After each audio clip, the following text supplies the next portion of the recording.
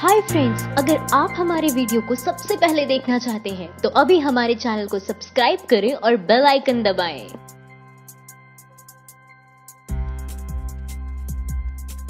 कल्याण सिंह बोले, हमें मोदी को जिताना है। पत्रकार बोली, अब राज्यपाल भी बीजेपी का प्रचार कर रहे हैं। हम सभी लोग बीजेपी के कार्यकर्ता हैं, इस वजह से हम जरूर चाहेंगे कि बीजेपी विजयी हो और नरेंद्र मोदी जी केंद्र में एक बार फिर प्रधानमंत्री बने।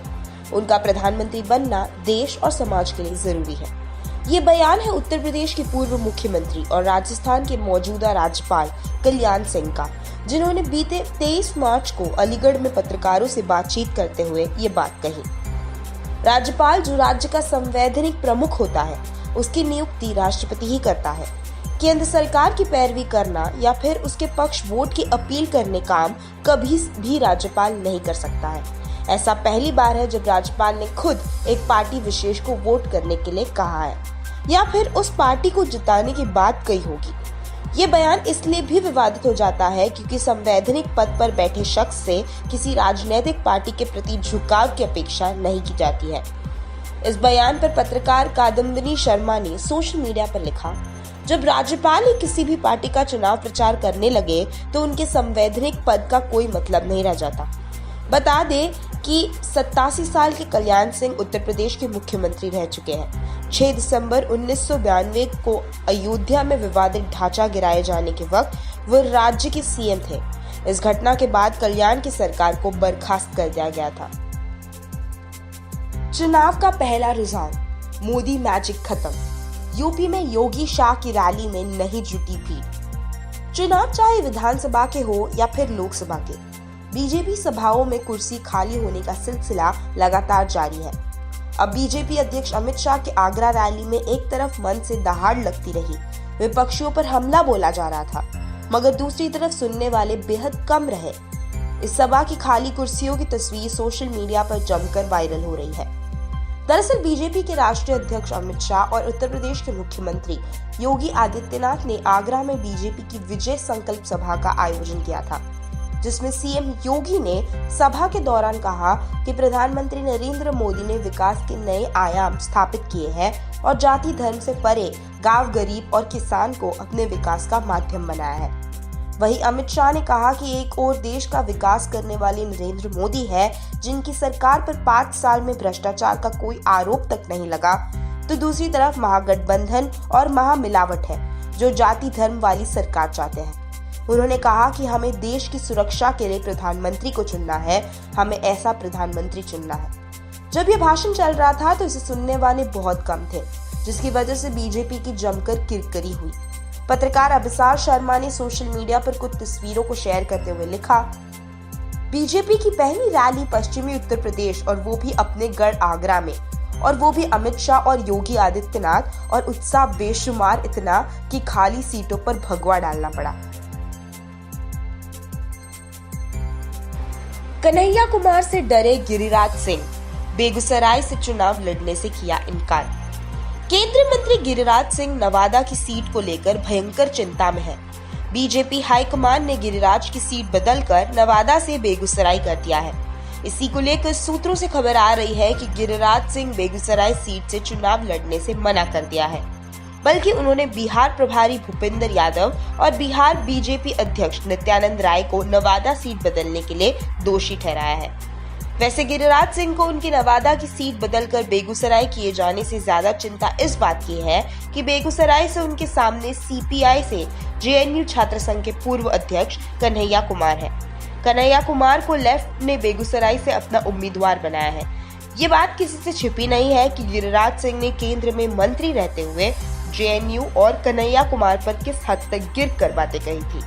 गिरिराज कन्हैया को देशद्रोही के रूप में प्रचारित करते रहे हैं। अब अगर गिरिराज सिंह अपने घोर प्रतिद्वंदी कन्हैया कुमार से हार जाते हैं तो उनके लिए ये शर्म की बात होगी।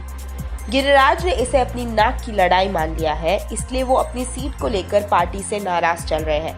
ऐसे में गिरिराज सिंह 5 साल घर बैठना पसंद करेंगे, लेकिन कन्हैया कुमार से हारना उनके लिए नागवार गुजरेगा। बता दें कि गिरिराज सिंह बीजेपी के 5 बड़े नेताओं को मनाने की कोशिश भी कर चुके हैं, लेकिन वो इसमें नाकाम रहे। उनकी बीजेपी में कोई भी बात सुनने के लिए तैयार नहीं है। अभी वो नवादा से सांसद है। एनडीए के बीच सीट बंटवारे में नवादा सीट रामविलास पासवान की पार्टी एलजेपी के खाते में चली गई है। वहीं कन्हैया कुमार कह भी चुके हैं कि उनकी लड़ाई गिरिराज सिंह से है, ना कि आरजेडी महागठबंधन से। 5 साल में मोदी चायवाला से चौकीदार बन गए, लेकिन देश के प्रधानमंत्री नहीं बन पाए, कहते हैं कीर्ति आजाद। बीजेपी के मैं भी चौकीदार कैंपेन पर तंज कसते हुए सांसद कीर्ति आजाद ने लिखा है कि 5 साल बीत गए, मोदी प्रधानमंत्री कब बनेंगे।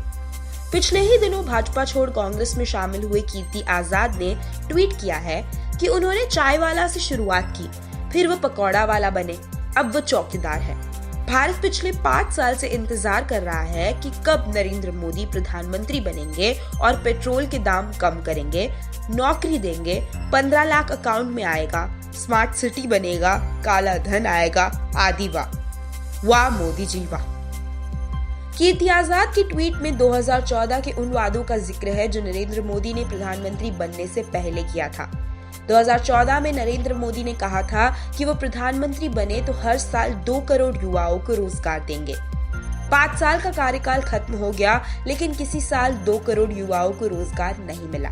उल्टा नोटबंदी के बाद हजारों नौकरियां खत्म ही हो गई। पिछले 45 सालों की तुलना में साल 2017-18 में सबसे अधिक बेरोजगारी रही। 100 स्मार्ट सिटी बनाने का वादा किया गया था। 5 साल का कार्यकाल खत्म हुआ, लेकिन मोदी सरकार एक भी स्मार्ट सिटी नहीं बना पाई है। मोदी ने मन से वादा किया था वो इतना काला धन लाएंगे, इतना काला धन लाएंगे कि सबके खाता में 15-15 लाख रुपए दिया जा सकेगा। कार्यकाल खत्म हुआ, किसी एक के खाते में एक कौड़ी नहीं आई। उल्टा काला धन पर किया गया नोटबंदी भी बैकफायर कर गया। आरबीआई की वार्षिक रिपोर्ट के मुताबिक नोटबंदी के बाद बंद हुए 500 और 1000 के 99.30% नोट वापस आ गए हैं।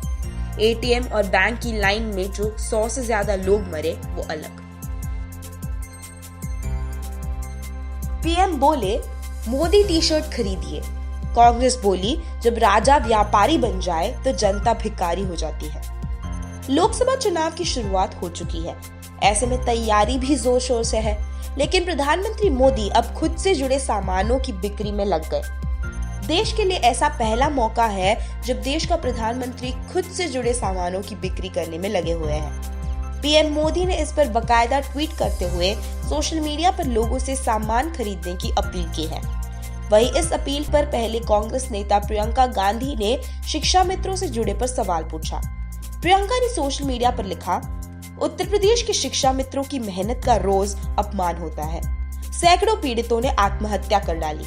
जो सड़कों पर उतरे, सरकार ने उन पर लाठियां चलाई, रासुका दर्ज किया। भाजपा के नेता टी शर्टों की मार्केटिंग में व्यस्त है, काश वे अपना ध्यान दर्दमंदों की ओर भी डालते। वहीं कांग्रेस प्रवक्ता पवन खेड़ा ने प्रियंका के ट्वीट को शेयर करते हुए लिखा, जिस देश का राजा व्यापारी बन जाता है, वहां की प्रजा भिखारी बन जाती है। बता दें कि 24 मार्च की शाम खुद नरेंद्र मोदी ने अपने आधिकारिक ट्विटर हैंडल से लिखा था, 31 तारीख को हैशटैग मैं भी चौकीदार कार्यक्रम आकर्षक मर्चेंडाइज के साथ और भी अच्छा लगेगा। क्या आपने अपना ऑर्डर दिया है? माइंड द न्यूज रूम की report. Thank you for watching our video. अगर आपको हमारी वीडियो पसंद आई हो तो इसे लाइक जरूर करें और हमारे चैनल को सब्सक्राइब करना ना भूलें।